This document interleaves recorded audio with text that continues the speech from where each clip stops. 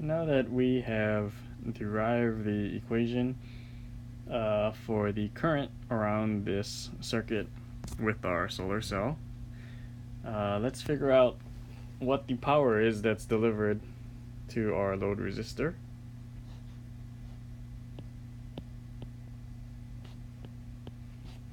So, as we know, the power is going to be equal to the voltage times the current, and our current is this equation that we derived in the previous video. So I can write that this power is going to be voltage times I sub L minus voltage times the voltage across the load times the ideal diode equation.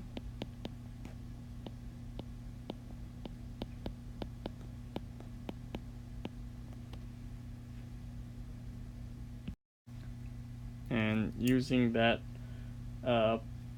power equation, we can figure out at what point we're going to deliver the maximum power to the load by taking the derivative of that power equation with respect to voltage. And when that derivative is equal to 0, that should be the maximum power.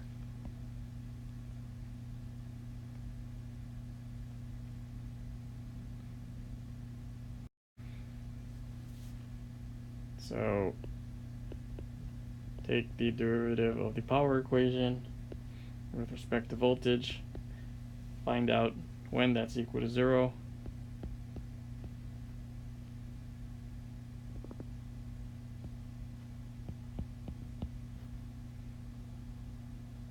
so both terms just had a voltage term in front of them.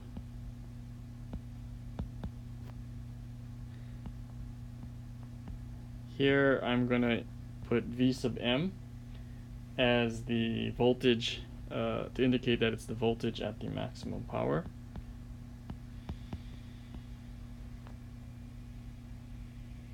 And subtract another term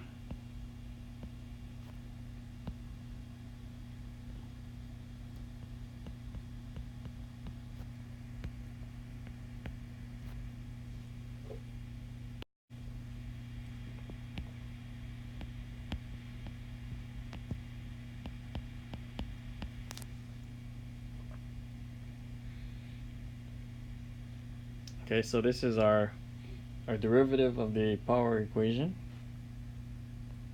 And we can simplify this further to 1 plus that voltage at the maximum power divided by the thermal voltage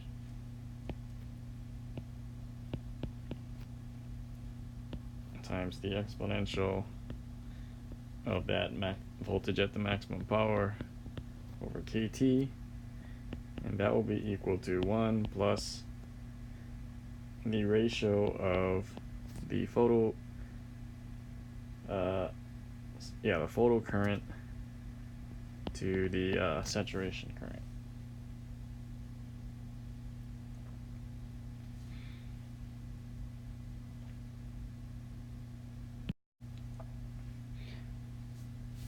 So for a solar cell, to figure out the maximum power point, a lot of times you look at the IV curve for their solar cell, and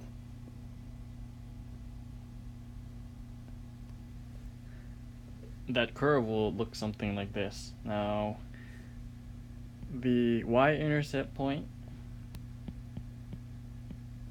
is ISC for short circuit current.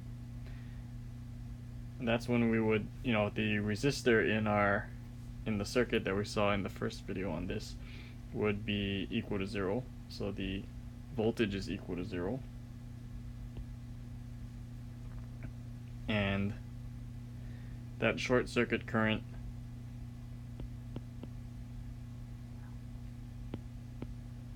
if we set all the voltages in that equation equal to 0 would be equal to the photocurrent. There's also another part on this curve, which is the x-intercept. That will be labeled V open circuit for the open circuit voltage. So that's going to be if our load resistance goes to infinity, then the current is going to go to 0 because it's going to be an open circuit. Okay, so in this case we need to set the current equal to 0. So that means if we look at the current equation, we'll call that voltage VOC, the open circuit voltage, and solve for the open circuit voltage. That's going to be the thermal voltage times the natural log of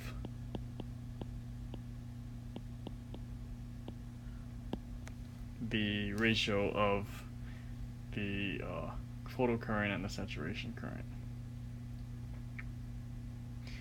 And the point under this, or the operating voltage and current that gives you the maximum area under this curve, for example, it's probably right about here for this curve. You know, if I'm operating at that voltage, that's going to be V sub m, and that corresponds to some current. So let's call that the current at the max power operating point. And then if I multiply voltage and current, that gives me power. So if I'm maximizing that area under that curve, this is going to be the maximum power point of my solar cell. One other thing is looking at the ratio of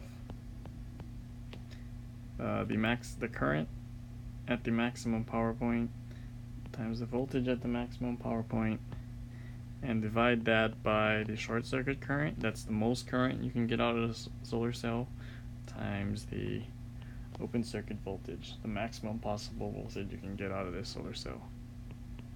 And that is defined as the fill factor for a solar cell.